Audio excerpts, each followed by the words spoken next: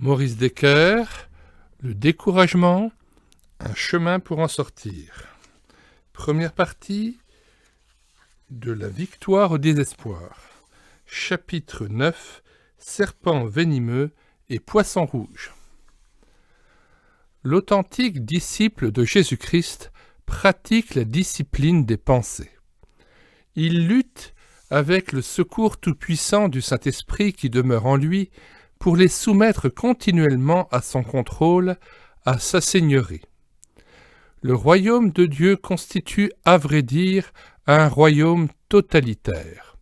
Contrairement aux systèmes humains qui doivent se contenter d'une conformité extérieure, le royaume de Dieu s'étend jusque dans nos pensées les plus secrètes. Il n'y a pas une pensée qui traverse notre esprit sans qu'elle suscite l'approbation ou la désapprobation du royaume.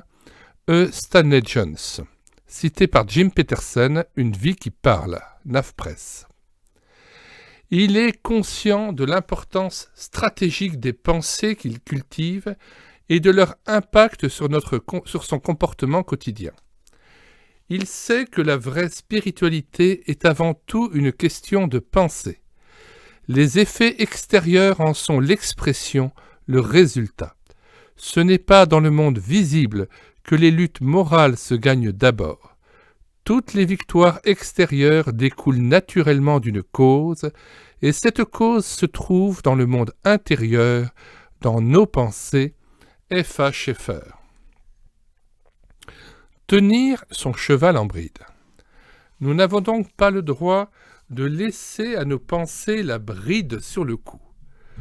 Toute pensée rebelle doit être faite prisonnière, amenée à obéir au Christ et à reconnaître son autorité.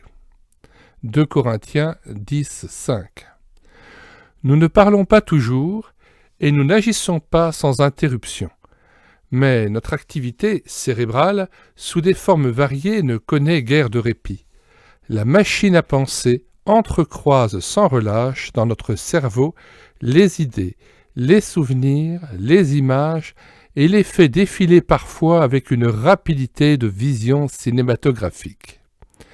Il y a là une activité souvent involontaire qui demande comme les autres à être disciplinée et dirigée vers le but sacré de toute notre vie. Il est des pensées qui doivent être délibérément chassées, celles qu'inspire l'amour-propre, la préoccupation démesurée de nous-mêmes ou le rappel des torts dont nous avons pu souffrir. Réveiller ces blessures-là, même en imagination, peut conduire à l'amertume qui est bien une souffrance coupable et paralysante entre toutes. Il faut écarter encore les souvenirs qui dépriment, les rêveries qui prennent si vite pour centre notre pauvre personne, Lucie Grasmuck, dans Le Secret, Labor et Fides, 1947, page 159. Poubelles, dépotoirs, décharges publiques. Il est vrai que ce que nous écoutons, lisons, regardons joue un rôle prépondérant et décisif dans l'élaboration de nos pensées. Il y a interaction permanente entre nos pensées et notre comportement. Nos actes affectent nos pensées et ces dernières inspirent et marquent notre action de leur sceau. Que lisons-nous? Qu'écoutons-nous? Que regardons-nous? De quoi parlons-nous? La meilleure façon de se défendre contre ce qui est laid, corrosif, négatif, avilissant, est de ne pas s'y plonger volontairement. Le contenu de nos bibliothèques, vidéothèques et autres cassettothèques n'est pas étranger à notre état d'esprit, à la qualité de nos pensées et à leur empreinte sur notre comportement quotidien. Alors qu'il prenait un livre dans sa bibliothèque, un savant indien ressentit une légère douleur au doigt. C'était comme une piqûre d'aiguille. Sur le moment, il n'y prêta aucune attention. Mais sa main commença bientôt à enfler, puis son bras, enfin tout son corps. Aucun remède ne parvint à stopper ce mal envahissant. Ce savant mourut parce qu'il avait été mordu par un petit serpent très venimeux caché derrière les livres. Il est des petits serpents au venin particulièrement violent qui se cachent dans plus d'un livre pour enfoncer leurs crochets dans l'esprit du lecteur trop curieux de tout, imprudent ou non averti, et injecter leur poison virulent dans sa pensée. Victor Hugo a eu raison d'écrire « Hélas, si ta main chaste ouvrait ce livre infâme, tu sentirais soudain Dieu mourir dans ton âme. » D'autres serpents à sonnette, tout aussi redoutables, distillent leur venin violent dans la musique et les paroles empoisonnées de morceaux à succès souvent absorbés à forte dose avec leur piment brûlant de décibels. La musique représente les passions de l'âme et si l'on écoute la mauvaise sorte de musique, on devient la mauvaise sorte de personne. Combien le philosophe grec Aristote avait raison de voir dans la musique une sorte de radiographie sonore des mélodies et des bruits de l'âme, un sonar naturel émanant des profondeurs de cet océan qu'est le cœur humain, émis par le vaste univers des pensées et marquant indéniablement de sa résonance le comportement de son auditeur.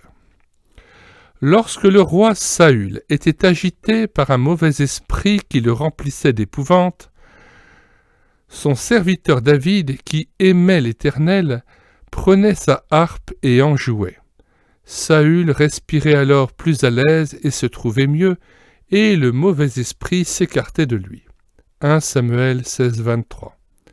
S'il est des musiques qui apaisent, dilatent et élèvent l'âme, il en est d'autres qui l'oppressent, l'angoissent et l'abattent, la plongeant dans la mélancolie et l'enlisant encore un peu plus dans les sables mouvants du découragement. Nos rapports, généralement beaucoup trop étroits, avec la télévision, façonnent subtilement en nous une nouvelle manière de penser qui en vient insensiblement à banaliser l'immoralité, la violence et le mensonge, à leur octroyer certaines lettres de créance, et enfin à pratiquer ces péchés habilement déguisés en vertu. Faut-il évoquer ici le contenu infâme et barbare de jeux vidéo en vente libre dans les grandes surfaces?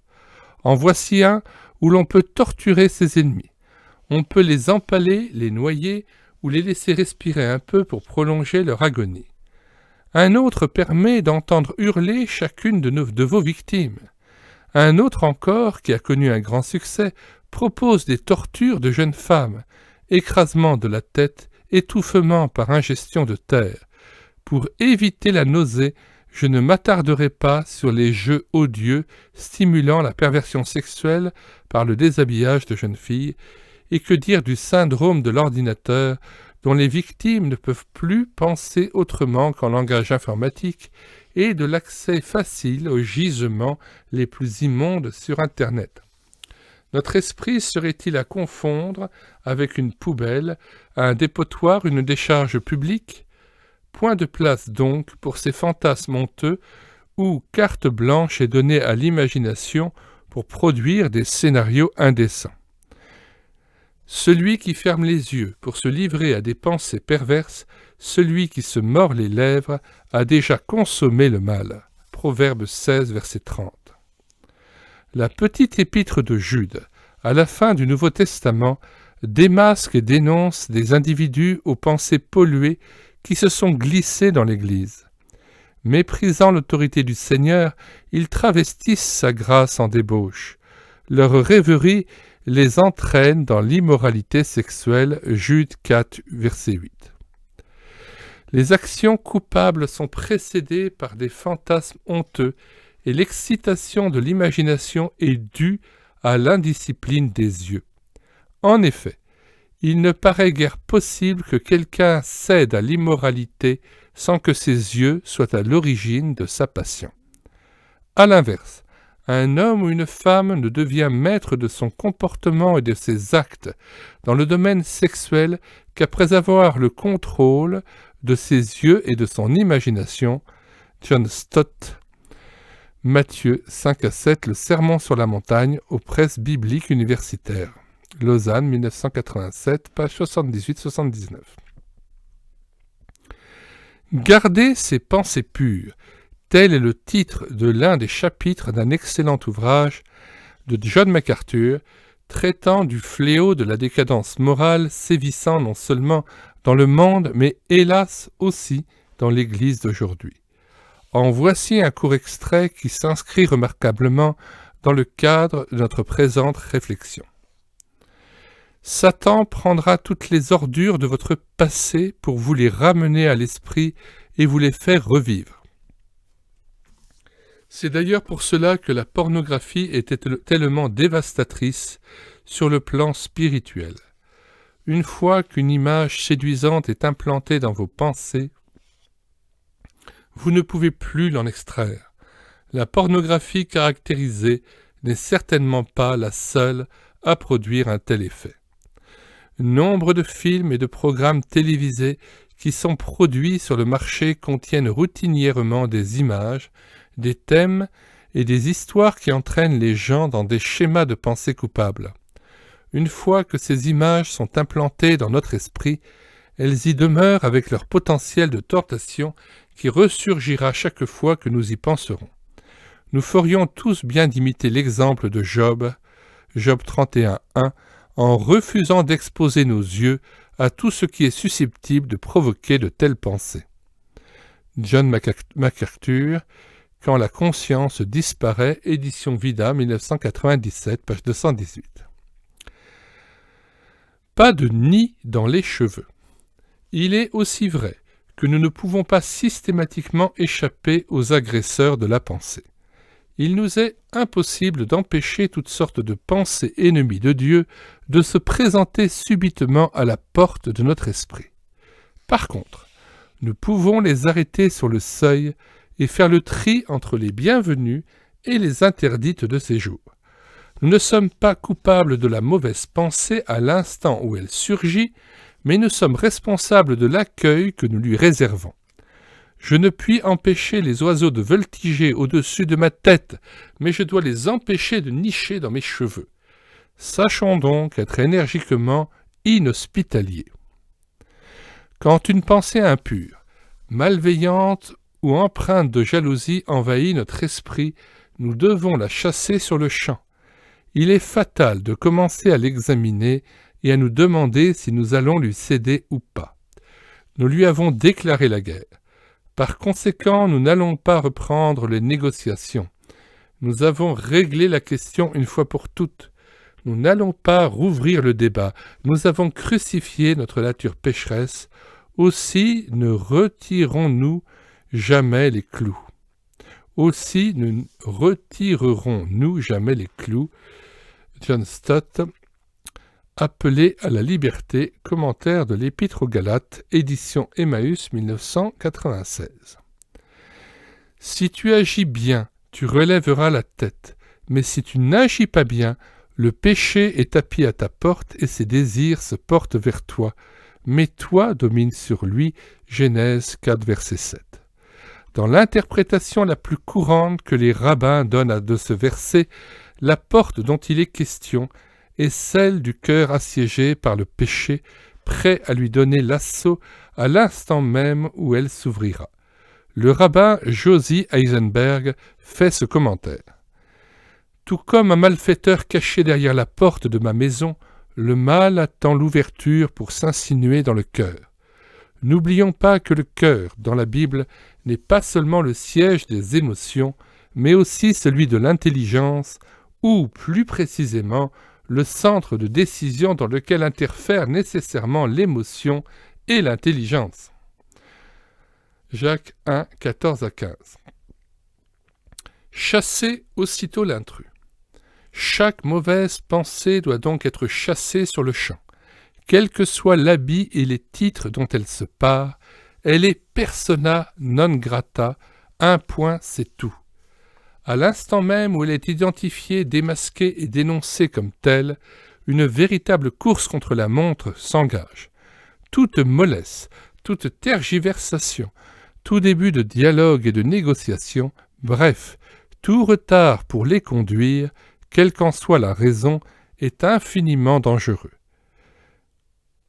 L'intruse prend alors de l'assurance, coince un pied dans l'entrebâillement de la porte, exerce une subtile pression, se glisse adroitement dans le vestibule et finit par se rendre maîtresse de la place.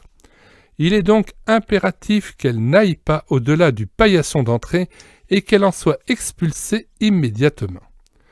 Chaque mauvaise pensée doit absolument être écrasée et tuée dans l'œuf pour empêcher la conception et l'enfantement du péché. C'était donc là en note 12, Jacques 1, 14 à 15. Et la note 11 tout à l'heure, c'était Josie Eisenberg, moi le gardien de mon frère. Un de mes amis qui fait un peu d'informatique m'a raconté une de ses mésaventures alors qu'il venait d'allumer son ordinateur. Une de ses connaissances lui avait offert une copie sur CD-ROM d'une célèbre encyclopédie. Lorsqu'il l'introduisit dans son appareil, une curieuse fenêtre contenant l'inscription « Satan Inside » bordée de noir apparut subitement sur la page de présentation. Au lieu de se méfier de cette apparition inattendue fort insolite, son ami succomba à sa curiosité naturelle aiguillonnée par cette étrange indication. Il cliqua donc aussitôt sur cette fenêtre pour en savoir plus, sans réaliser qu'il avait affaire à un méchant virus informatique, lequel brûlait d'envie d'infecter, corrompre, effacer. Une phrase menaçante s'afficha alors sur l'écran. « Vous avez un démon dans votre ordinateur ». Et l'imprudent venait d'ouvrir toute grande la porte d'entrée à un ennemi particulièrement redouté de tous les informaticiens. À peine introduit dans la place, et en moins de temps qu'il ne faut pour le dire, le virulent petit démon déployait son zèle meurtrier avec une rapidité effrayante, doublée d'une efficacité sans pareille. Le temps que l'antivirus prévu pour parer à ce genre d'attaques sournoises et destructrices se mette au travail, le fichier d'installation du CD-ROM était déjà hors d'usage et d'autres ravages en cours. Il en va de même avec le virus des mauvaises pensées. Un peu de curiosité par-ci, un peu de complaisance par-là, ici un regard qui s'égare, là une oreille qui traîne, et l'infection démarre et s'étend comme un feu de brousse. Le commencement de toutes les tentations est l'inconstance de l'esprit et le peu de confiance en Dieu. Il faut veiller cependant surtout au commencement de la tentation, car on triomphe beaucoup plus facilement de l'ennemi si on ne le laisse point pénétrer dans l'âme et si on le repousse à l'instant même où il se présente pour entrer. C'est ce qui fait dire à un ancien « Arrêtez le mal dès son origine, le remède vient trop tard, et quand le mal s'est accru par de longs délais. » L'auteur cite le poète latin Ovide. D'abord, une simple pensée s'offre à l'esprit, puis une vive imagination. Ensuite, le plaisir et le mouvement déréglé et le consentement. Ainsi, peu à peu, l'ennemi envahit toute l'âme, lorsqu'on ne lui résiste pas dès le commencement. Puis, plus on met de retard et de langueur à le repousser, plus on s'affaiblit chaque jour, et plus l'ennemi devient fort contre nous. Note 14, l'imitation de Jésus-Christ, Librairie Garnier Frères, Paris, 1824, page 42-43. Nous comprenons d'autant mieux pourquoi la prière modèle, enseignée par Jésus à ses disciples, contient cette importante requête à adresser à notre Père céleste. Ne nous laisse pas entrer dans la tentation, mais délivre-nous du malin. Matthieu 6, verset 13. Jardinage, moustiques et poissons rouges. Plantons de belles pensées dans le jardin de notre cœur. Soyons offensifs. Nous ne saurions en effet nous satisfaire d'une stratégie uniquement défensive. La meilleure manière de cultiver un jardin en friche ne consiste pas à se concentrer continuellement sur l'arrachage systématique des mauvaises herbes dès qu'elles pointent le bout de leur nez. Le simple bon sens, allié au souci de mise en valeur, invite à occuper le sol en travaillant la terre et en y enfouissant de bonnes semences qui vont métamorphoser le terrain en parterre somptueux de fleurs magnifiques et odorantes et en plates-bandes généreuses de plantes comestibles. Qu'il en soit donc de même dans ce domaine si stratégique de la discipline des pensées. La lecture d'une vieille brochure m'a offert une illustration fort suggestive à cet égard. Il y est question d'un cultivateur du Midi de la France dont le sommeil était continuellement perturbé par les susurrations énervantes et les piqûres douloureuses des moustiques. La présence envahissante était liée à la proximité de grands réservoirs à ciel ouvert contenant l'eau d'arrosage nécessaire à la culture des œillets. Comment faire pour se débarrasser efficacement de ces dames bestioles agaçantes au stylet bien affûté? Une idée géniale lui vint à l'esprit. Plutôt que de vaporiser un insecticide meurtrier qui polluerait l'eau d'arrosage, il versa le contenu d'un grand bocal dans ses bassins. Aussitôt les poissons rouges qu'il venait d'acheter en ville filèrent dans toutes les directions et se mirent à gober goulûment les larves de moustiques. Un tel régime alimentaire leur procura une santé resplendissante, et en retour ils offrirent à l'eau du réservoir leur petit cadeau fertilisant. Un aquarium céleste. Dans une de ses lettres, l'apôtre Paul nous a laissé la liste des remarquables qualités d'une variété très cotée de merveilleux poissons rouges, originaires des mers chaudes du royaume de Dieu. Ils sont destinés à remplir continuellement le réservoir de ma pensée et à y gober toutes les larves de moustiques qui tentent de s'y développer pour m'énerver, me piquer, me sucer et m'ôter la paix. Que tout ce qui est vrai, tout ce qui est honorable, tout ce qui est juste, tout ce qui est pur, tout ce qui est aimable, tout ce qui mérite l'approbation, ce qui est vertueux et digne de louange, soit l'objet de vos pensées. Et le Dieu de paix sera avec vous. Philippiens 4, 8 à 9. La locution « soit l'objet de vos pensées » correspond à deux mots grecs que l'on peut rendre par « de cela tenez compte ».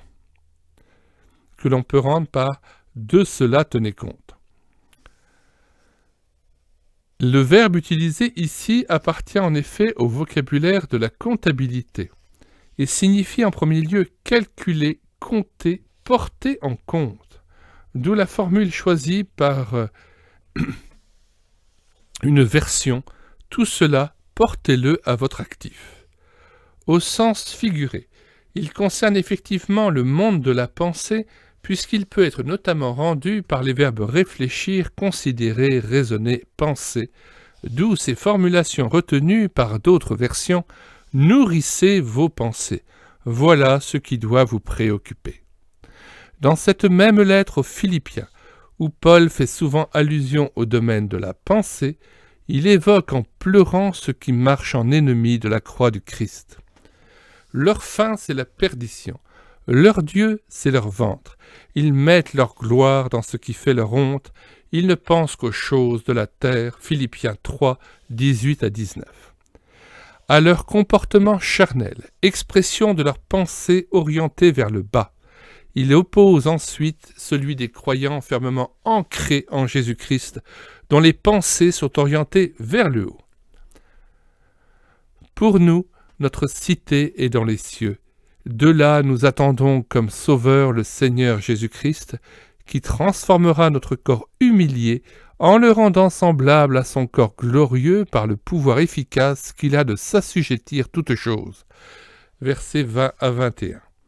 Dans sa lettre aux membres de l'Église de Jésus-Christ à Colosse, envoyée un peu plus tôt depuis Rome également, le prisonnier du Seigneur va exactement dans le même sens lorsqu'il les exhorte en ces termes.